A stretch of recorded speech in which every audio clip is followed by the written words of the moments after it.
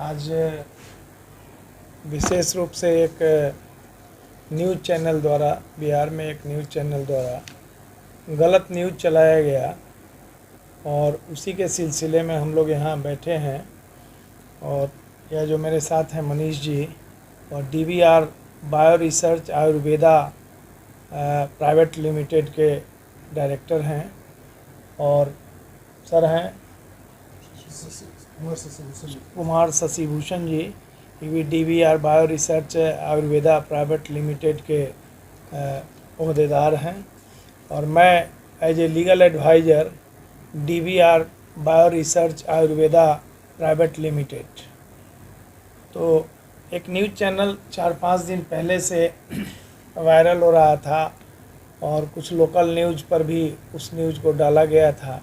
उसी संदर्भ में आज यह प्रेस कॉन्फ्रेंस आयोजित किया गया, जिसमें एक बात का खुलासा कर देना है कि बिहार का एक न्यूज़ चैनल जो है, मैं नाम लेना उचित नहीं समझता हूँ, वह एक हाजीपुर थाना कांड संख्या 101/2022 के संबंध में एक न्यूज़ चला। तो मैं बता देना चाहता हूँ कि जो हाजीपुर नगर थाना कांड संख्या 101/2022 था, वह DHC trading India private limited company के एम्प्लॉई और अन्य लोगों के विरुद्ध दर्ज हुआ था, जिसका FIR जो है मेरे पास है। और इसमें अद्यतन मैं दिखा देना चाहता हूँ इस FIR को आप लोग को। यह 101 हाजीपुर नगर हाजीपुर 101 है और ऑब्वियसली इसमें जिनको एक्यूज़ बनाया गया है वे जो हैं DHC ट्रेडिंग प्राइवेट लिमिटेड।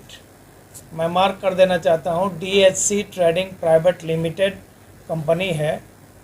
उसके एम्प्लॉई जो भी हैं उनको उन पर एलिगेशन जो भी लगाया गया है, खैर उससे हमको मतलब नहीं है। DHC trading India private limited company से मनीष जी को, मेरा या शशि जी का कोई नाता नहीं है और वह दूसरे फैक्टर में काम करती है।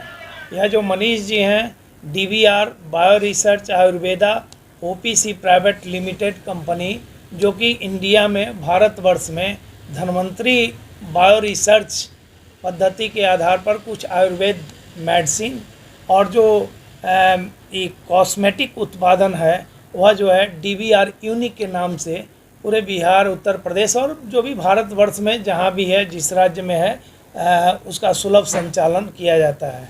ऑब्वियसली नेटवर्किंग मार्केटिंग के तहत इसका काम होता है। और इधर जो न्यूज़ चला है कि हाजीपुर नगर थाना 101/2022 में इस कंपनी के द्वारा किसी तरह की कोई गलत कृत्य किया गया है, वह सरासर गलत है। और उस न्यूज़ चैनल से जो न्यूज़ चला उसका हम लोग पुरजोर खंडन करते हैं कि 101/2022 जो हाजीपुर थाना कांड संख्या है उसमें इस DVR bio research Ayurveda private limited company का कोई भी एम्प्लॉई एक्यूज़ नहीं है, जब बल्कि DHC trading India private limited company का जो भी एम्प्लॉई है उसमें एक्यूज़ड है और उस कंपनी पर यह केस है।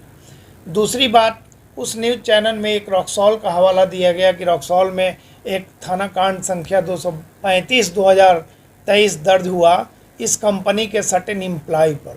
हमारा इस संदर्भ में कहना है कि एम्प्लॉई के बारे में समझ लें कि कंपनी का एम्प्लॉई कौन है।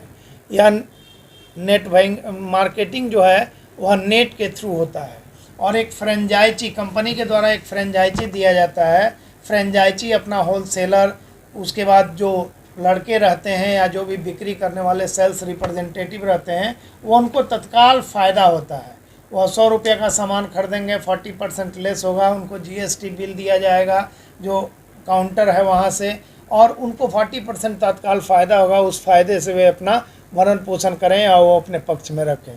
तो इस कंपनी का कोई भी एम्प्लॉय उस 235/2023 रक्सौल थाना कांड संख्या में मुदाले नहीं है, अभियुक्त नहीं है। और दूसरी बात कह देना चाहते हैं कि उसमें जो एलिगेशन लगाया गया FIR में रक्सौल थाने में, उस FIR का कोर्पोरेशन जिन लोगों के बारे में लगाया गया उनका 164 के तहत न्यायालय में बयान हुआ और 8 लड़कियों का बयान हुआ, औरतों का बयान हुआ जिसमें किसी ने भी इस कंपनी के किसी एम्प्लॉय पर कोई भी आरोप नहीं लगाया। इसलिए ऑब्वियसली वह प्राइमा फेसाई जो एनजीओ के द्वारा मुकदमा कराया गया था वह फेल हो गया, क्योंकि 8 लड़कियों का स्टेटमेंट यहाँ मोतिहारी के व्यवहार न्यायालय में हो चुका है धारा 164 द के तहत, और सभी जो है वह 19 बरस से ऊपर की लड़कियां हैं जिनका स्टेटमेंट हुआ है।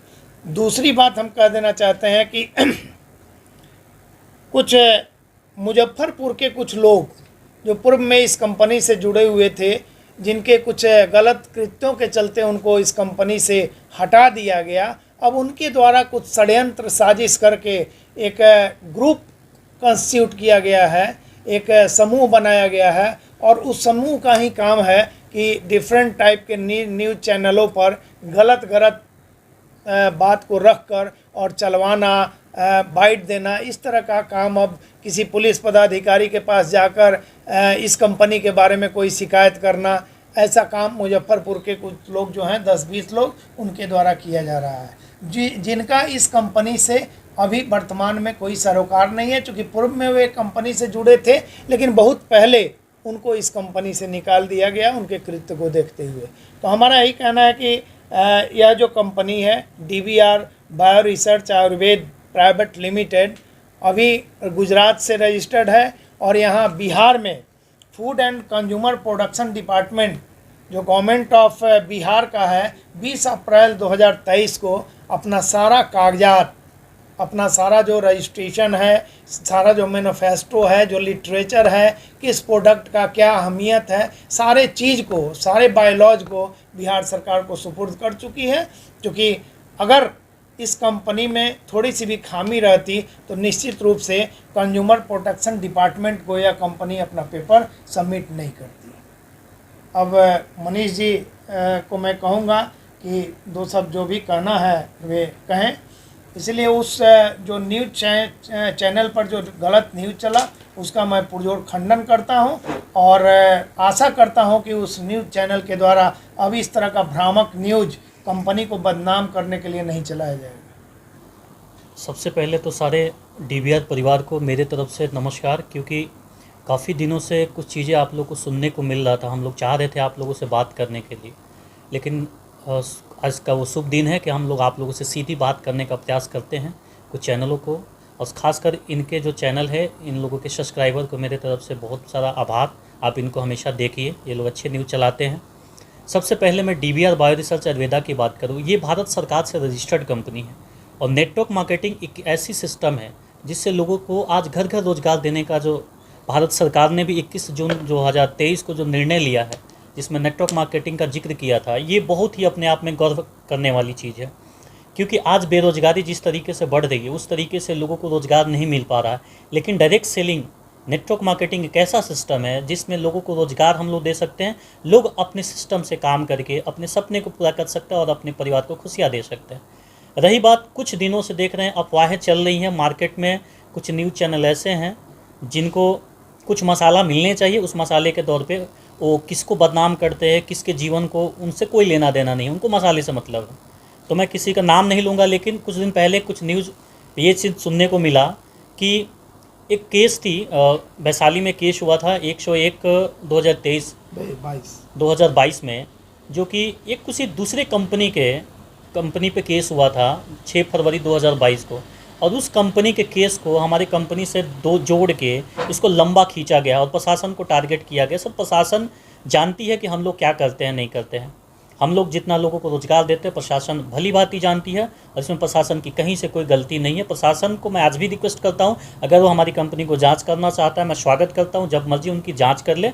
हम इथिक्स में आज भी विश्वास रखते हैं और इथिक्स पे काम करते हैं। आज उस केस संख्या को लेकर हमारी कंपनी से जोड़ी जा रही है, जिससे हमारी कंपनी के लोगों पे प्रभाव पड़ा है कि हमारी कंपनियों के साथ इस तरीके से क्यों की जा रही है। ये हमारे नगेंद्र देव सर हुए, हमारे कंपनी के लीगल एडवाइज़र हैं, और इन्होंने केस की तहकीकात किया है। इन्होंने इस चीज़ का दर्शाया है कि उस केस में ऐसा कोई चीज़ नहीं है जिसमें मीडिया लोगों के बीच में सरगना की तरफ पे आज हम लोगों को मतलब एक बोल रही है कि हम लोग सरगना है, सेक्स रैकेट चलाते हैं।